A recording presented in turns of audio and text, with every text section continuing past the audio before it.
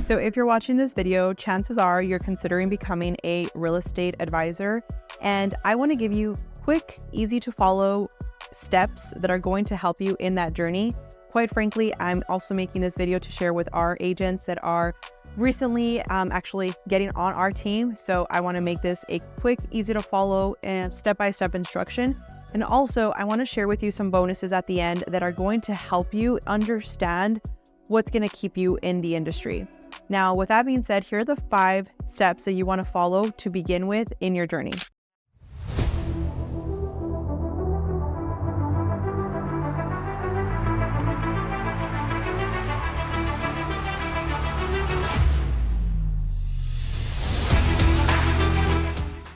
Number 1 is going to be to go to the Texas Real Estate Commission's forms.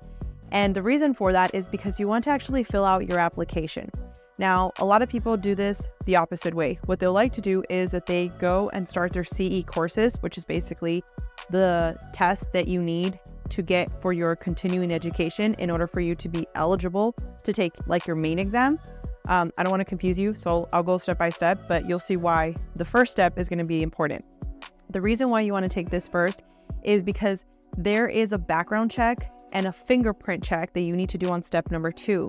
And if by step number 1, you fill out your application and you find out you're not eligible, you avoid wasting your time.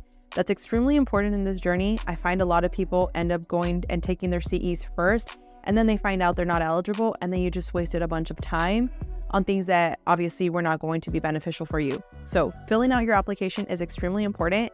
I will insert the link down below for Texas Real Estate Commission. This is applicable for any state though. So if you're trying to go and get licensed in Florida, there is a real estate commission for Florida, and you would just fill out your application first before you go through the trouble of everything else, okay?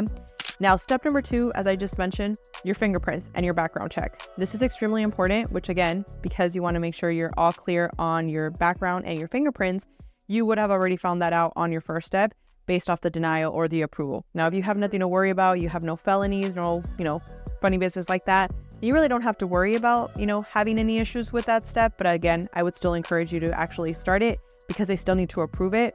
And by the time you're done taking your continuing education, you could already have your application approved. Now, step number 3 is going to be submitting your continuing education. Now, continuing education, basically, all you need to do is go online. You go online, you start doing your test. Depending on what course you purchase, some are going to be a little bit more easy to understand. Others are going to be a little bit complicated. Now for me, I didn't have somebody that guided me, and I didn't think of actually looking on YouTube, which now thinking back, I should have done that, but I didn't. So what I did is actually I went to the real estate academy in my local town. I'm in El Paso, so I went to the, there's one in Boeing for those of you that are from El Paso.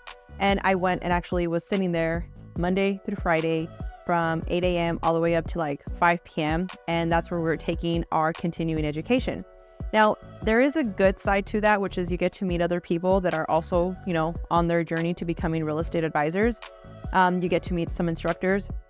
But I'm going to be very honest. The way I see it is that you can take these classes on your own time. If you're somebody that prefers to actually be in a classroom setting, then hey, more power to you. But I personally don't think that most of us need it, especially if you have a family, if you have kids, you have other things you have to worry about. It gives you the flexibility to maybe take them at night and still be able to move along on your journey. So I highly recommend that. But again, it's completely up to you. I will share something as a side note. A lot of the instructors in the real estate academies are people that actually are brokers of their own companies. Now, I say this to you because although there's some amazing ones out there, there's some that are simply there trying to recruit you, plain and simple, okay? And by recruiting, I mean the last step that we'll talk about, which is finding your broker. So I'll share with you a bonus of how you should choose your broker, but I'll do a completely separate video for you guys to really understand the difference between one broker and another broker. And then also we'll talk about solo agents versus being in a team. But with that being said, you can decide to go whether it is, again, going and taking it in person or taking your CEs online. I will insert a link for you guys if you're interested on the ones that we've used. You do not have to use them. However, I'll try and call them and reach out to them and see if we can get like a discount code for you guys that you can use. But again, you can use whoever you want. It's just about getting your CEs done and making sure that it's a good price, right? Now, the last one is taking your exam. Now, if you are in Texas, you're going to have two, your state and your national exam. Now, this is something that a lot of people get very overwhelmed about. They're like, oh my gosh, like, am I going to pass it? Like, if I don't pass it, I only have 3 tries. Yes, you have 3 tries because of the fact that if you don't pass it in the 3 times, now you basically have to take your CEs all over again so that you're eligible for another 3 tries. I'm going to share a quick story time. There's this person that I personally know that is amazing in sales. Okay. She's a builder rep.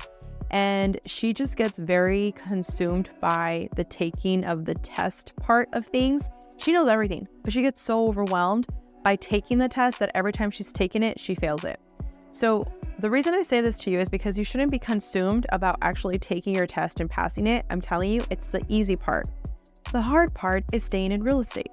And that's why I shared with you that the last part that I'm about to share on step number 5 is super important, which is why I would recommend you do not get consumed by not passing your test and you focus on just, I'm going to pass it. And if you know who I am, I basically own a company for self-development encouragement for people. Okay. And I always believe in the power of thinking positive.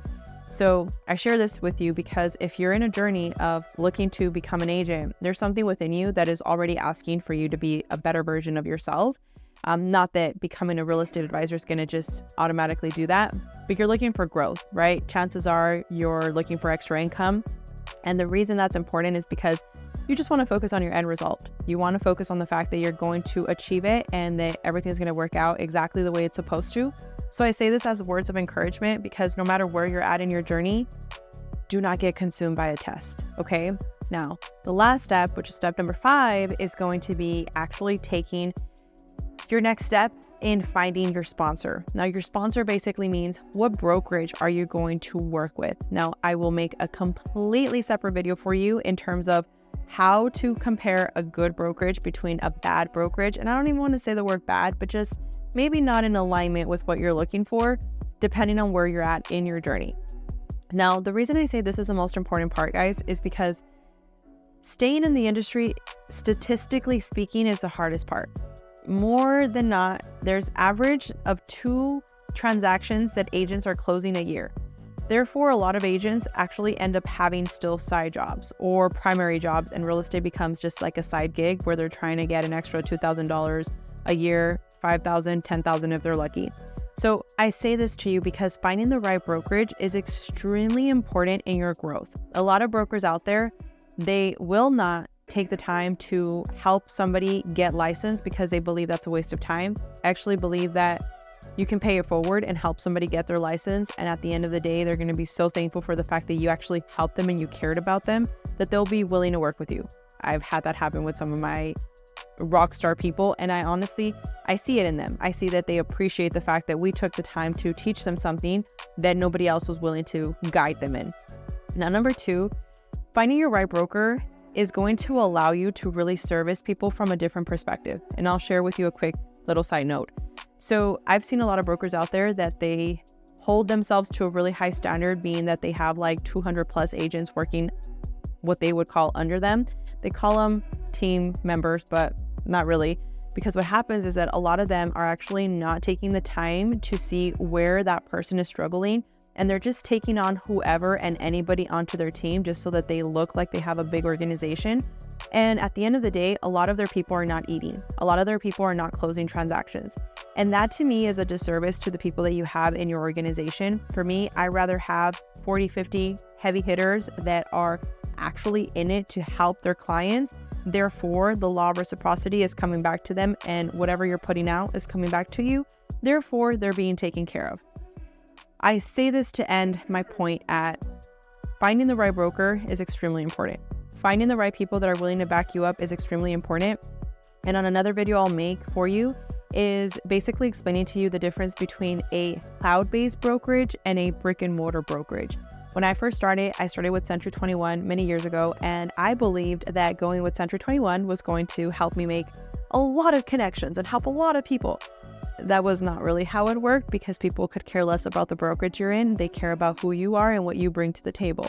So I personally learned that I wanted to have a tribe. And I know that word gets tossed out a lot because people just don't understand the power of words sometimes.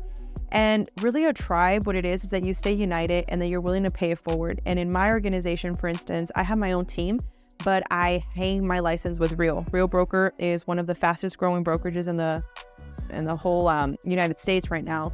And one of the things that I really like about them is the tribe aspect. I can reach out to somebody that is not directly in my team per se, right? But they're in the company and they'll be willing to help. Now, am I saying everybody's like that? No, but for the most part, the people that you align yourself with are going to help you. So the people that I align myself with are people that are in markets that are very competitive, and they're willing to take the time to help me understand things that maybe I'm having some perspectives differently from them. And they're like, hey, look, you could actually try this and this could really help your team. Things of that nature are really going to help you set yourself apart. And I know right now, maybe you're a little overwhelmed with the whole process of getting licensed, but I say this because all the time you're going to take to become licensed, the last thing you want is to get licensed, become an agent, and then you leave the industry after 2 years because it just didn't plan out for you. I highly recommend you focus on this last step because that's going to really set you apart from everybody else. And I will make sure that I insert down below the link for the video of how to choose your broker to really help you in this journey. And then we'll also make the one of comparing being in a team versus being in an actual solo role. With that being said, I hope you guys had some value from this video. If you have any questions, please let me know.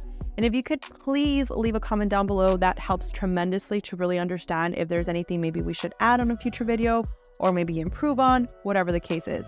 With that being said, sending you many blessings. I wish you nothing but the best in that journey of yours, and I will talk to you guys soon.